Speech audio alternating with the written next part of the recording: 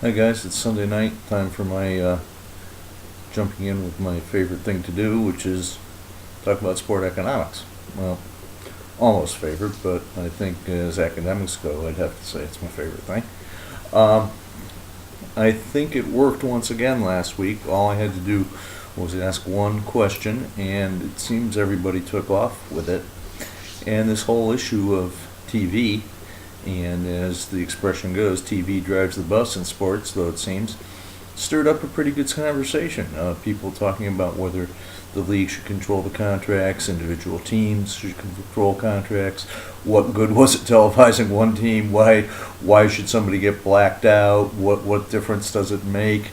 How does that affect the markets? I think in the end you saw a lot of issues coming to the fore, and that's where the big money is in sport. And I think if we just do a little bit of thinking about what we were seeing, you'd see that the league does have quite a bit of influence. And probably one of the things I would have mentioned had I tried to influence the discussion was how much bargaining power does the league have on behalf of everyone. And the reason I bring that up right now is it's kind of a transition from week 3 into week 4. And in week 4, I think we're going to have a little bit more of a fun topic for you. And this is where we can all slip back into being sports fans a little bit. But what we're going to really talk about this week is the whole issue of competitive balance. Now, when we first approach competitive balance, we're going to think about literally the on-field or on-court performance component of it. We've heard it said by some people, some experts in fact, that for instance, let's stick with the NFL for a minute. The NFL would be happy if every team was 8-8. That's balance. Baseball. Baseball, we see things tend to balance out a little bit because the season is so long. So you see baseball, for instance, a dominant team is one with a 600 winning percentage. Not so great, but after 162 games, that's, let's see, 60% of that, you're looking at a team that's won 96 games. So, baseball is a different animal than football because of the number of games. Basketball and hockey are long seasons. You go to Europe, soccer is a long season. But in the end, is balance what are we looking for? I don't know, because there's another side of competitive balance. That's what I'll call the industrial side, the business side. Are you really trying to put your brother teams out of business? In regular business, we'd like to kind of make sure that we win at the expense of our competitors. Well, in sports, particularly in league sports, is it good for one team to win at the expense of its competitors? Does that work for anybody? So I think you want to keep that in the back of your mind as we look at things. Now, some of the things we'll look at this week are, as we say in the on-field components, how do we ensure competitive balance? And we're going to look at things like one that's commonly used in most of the American sports, right? What we call the reverse order draft. You finish last, you get the first pick, right? You finish first, you get the last pick. That's out there. Baseball, we use revenue sharing, all right? But there's a hitch, and you're going to learn a little bit about revenue sharing. When you get a big revenue sharing check, when you say you're a small market team and the Yankees ship all their luxury tax money your way, do you have to spend it on players? Does that does that contribute to competitive balance? Interesting question. I introduced the concept that, again, our soccer playing fans and who have spoken up pretty well in this class about the way things are done in that sport. This whole idea of promotion and relegation, really an interesting concept. Most American fans don't understand it, but it's where leagues are separated into tiers, and if you finish in the bottom 2 or 3 places of the upper tier, then you are what they call relegated, demoted to the lower division for the next year, and the teams that finish at the top of the lower division move up to the upper ones. Well, this ensures some real battles at the end to quote stay up, because where do you think the TV money is better? Top division or next division down. It's kind of like if we had the teams that finished at the top of AAA baseball moved up to the major leagues, and the teams that finished at the bottom of the major leagues moved down a division for a year. Just think what would happen. The way that different players wouldn't want to be some places, they would want to be others. Would the fans still come? Would you get the same TV money? Would you be worth the same TV money? All those questions are in there. So that's what we're going to really look at this week.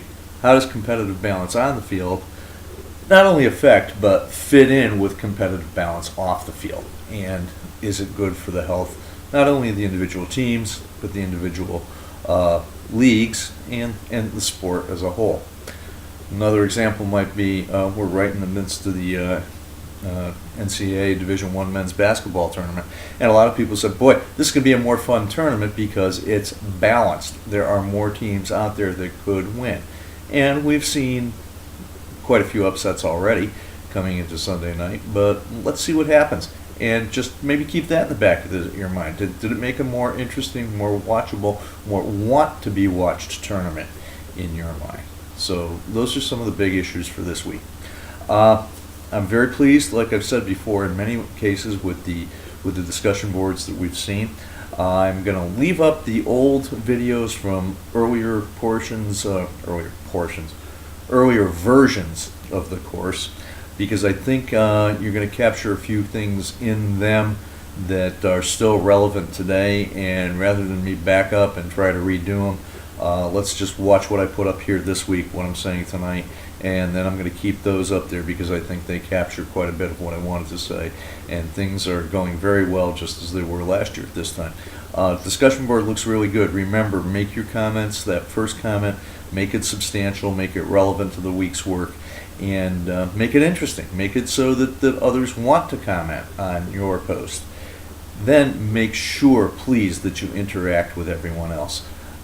Look, I know it's not always possible to get in and do things before the weekend. I've taught online courses for years. I've taken online courses. It's really hard to do everything perfectly. But the one thing I'd ask you to try to do, if you can get in with an initial early post and then work with people throughout the week, it's better.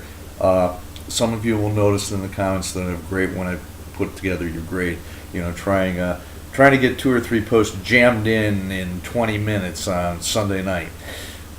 Not going to do it because it just doesn't look like you've paid attention, and you'll have to admit, if you look at the quality of what's written in that kind of method and the quality of what people are putting together who are with it through the course throughout the entire week, there's a big difference. And just remember, this is an accelerated course. We're trying to do in 8 weeks what you would do on campus in 15, and it's why we encourage people not to take too many online courses at once, because it's a lot of work, and you do have to put in a lot of hours. I'll tell you what, the other thing you need to know right now is we are in week 4. Okay, so at the end of this week we will have reached the halfway point. Want everybody to realize, so you wonder what's going on. You're being graded on the discussion boards, as I've said, on both content and participation. Next week, in week 5, is when you'll get the midterm exam, and it's not really an exam, it's a little mini case study, a hypothetical situation that I think will be rather timely because it's right around when teams in this sport have to start thinking about the particular issue that I'm going to throw in front of you. And I'm particularly pleased that a student who took the course last year actually had the opportunity to meet with, through family members and almost by accident, the owner of a major professional team, and ask him the very same question that we use for the midterm in this course. And that team owner said it was a great question. And it's very interesting, this gentleman owns 2 teams at the major league level in 2 different sports. And he actually said that the answer to the question would be different for each of the teams that he owns. So I think you're going to find it to be a very interesting problem to solve. But I just want you to know it doesn't come till week 5, okay?